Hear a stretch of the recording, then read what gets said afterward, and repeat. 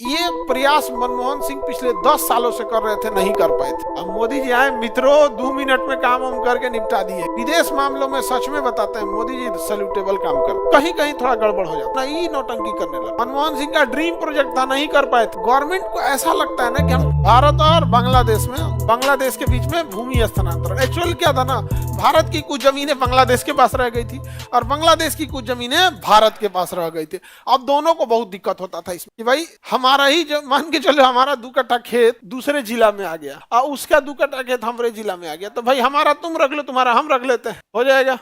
ये प्रयास मनमोहन सिंह पिछले 10 सालों से कर रहे थे, नहीं कर पाए थे। अब मोदी जी आए, मित्रों 2 मिनट में काम हम करके निपटा दिए, एकदम फर्स्ट क्लास। विदेश मामलों में सच में बताते हैं मोदी जी सैल्यूटेबल काम कर, कहीं कहीं थोड़ा गड़बड़ हो जाता है। जो 20 कन्याएं हैं सब नई नौटंकी करने लगे। ये एक्चुअल में क्या करते हैं, नौटंकी ज्यादा कर देते हैं, ऐसा नहीं होना चाहिए। कुछ मामलों में उनका कोई जोड़ नहीं है, जैसे बांग्लादेश वाला मामला मनमोहन सिंह का ड्रीम प्रोजेक्ट था, नहीं कर पाए थे, नहीं सुधार पाए। उसके बाद 101वां संशोधन, 101वां क्या था, 101 जीएसटी, ये भी मनमोहन सिंह का ड्रीम प्रोजेक्ट था। मनमोहन सिंह का ड्रीम प्रोजेक्ट था, वो तो अर्थशास्त्री थे, जीएसटी। और मनमोहन सिंह जब जीएसटी लाने वाले थे तो सबसे ज्यादा विरोध मोदी जी किए थे। लेकिन जीएसटी देश के लिए जो कानून है, ये जीएसटी कानून में कुछ संशोधन बस करना है। जीएसटी कानून को जो बनाया गया, अगर सारे लोग जीएसटी देने लगे तो प्रॉफिटेबल चीज। दिक्कत कब है जीएसटी में, कुछ ऐसी चीजें जिस पे जीएसटी नहीं लगना चाहिए उस पे लगा दिया है। आप समझो किताब खरीदिएगा तो 5% जीएसटी, की कोई बात है, पहले जीएसटी नहीं लग रहा था।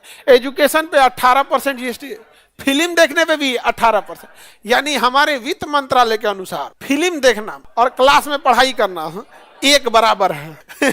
एजुकेशन और पढ़ाई किया, फिल्म एक बराबर, 18%। उसके बाद भी कई ऐसे फिल्म होते हैं जिसको सरकार टैक्स फ्री कर देती है। क्या कर देती है, टैक्स फ्री कर देती। कभी सुने हैं किसी राज्य ने एजुकेशन को टैक्स फ्री किया? नहीं।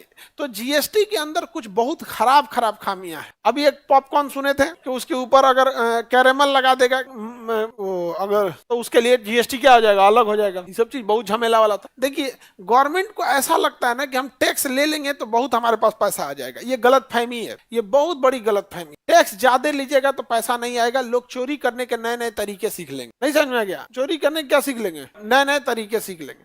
अब बहुत तरीका होता है भाई टैक्स चोरी करने के लिए। अब जैसे कोई 1 करोड़ कमा लिया, कितना कमा लिया, 1 करोड़ कमा लिया। अब इस पे उसको मार देंगे हम 30% टैक्स दे दें। कितना लेंगे उससे, 30%। उसका 30 लाख ले लिए, उसको कितना लहरेगा। आप किसी से 30,000 लेके देखिए, और 30 लाख लेने के बाद आप उसको दीजिएगा क्या, वो बीमार पड़ेगा ना तो एगो पैरासीटामोल का गोली नहीं मिलेगा उसको, 2 रुपया का। लिया कितना है, 30 लाख। अब बताइए वो आदमी क्या करेगा, तो वो क्या सोचेगा। जैसे सपोज कीजिए कि आप ही लोग हैं, 1 करोड़ रुपया सपोज मेरे पास है, तो हमें कितना देना पड़ेगा, 30% से। तो हम क्या करेगा आदमी, भाई एक काम करते हैं, सबके अकाउंट में 2-2 लाख डाल देते हैं अपने। 1 करोड़ पहुंचते इतना में, अरे समझो पीछे तक, अरे सुनो पूरा बात समझो, तो 2-2 लाख करके सब में अकाउंट में क्या करते हैं, डाल देते हैं। 2 लाख पे आप लोग टैक्स पे हैं, नहीं। 2 लाख रुपया में टैक्स में आएंगे।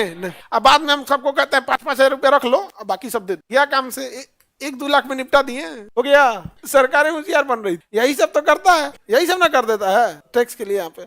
तो गवर्नमेंट भी, टैक्स जितना कम रहेगा लोग पैसे उतने ज्यादा खर्च करेंगे। टैक्स कम रहने पे लोग पैसे क्या करते हैं, ज्यादा खर्च करते। पैसे क्या करते हैं, ज्यादा खर्च करते हैं। समझ आ गया। इंडिया में अभी जीएसटी से बहुत सारी चीजें जो होती है ना, जीएसटी तो कोई भी चीज सुधार की प्रक्रिया होती है। मोबाइल भी पहली बार बना था तो इतना अच्छा नहीं, लेकिन जीएसटी अच्छा कानून था। लेकिन 2 कानून मनमोहन सिंह नहीं पास करा पाए थे, भारत बांग्लादेश जीएसटी नहीं पास करा पाए थे। उसके बाद मोदी जी आए, दोनों को पास करा, जीएसटी को भी इसको भी।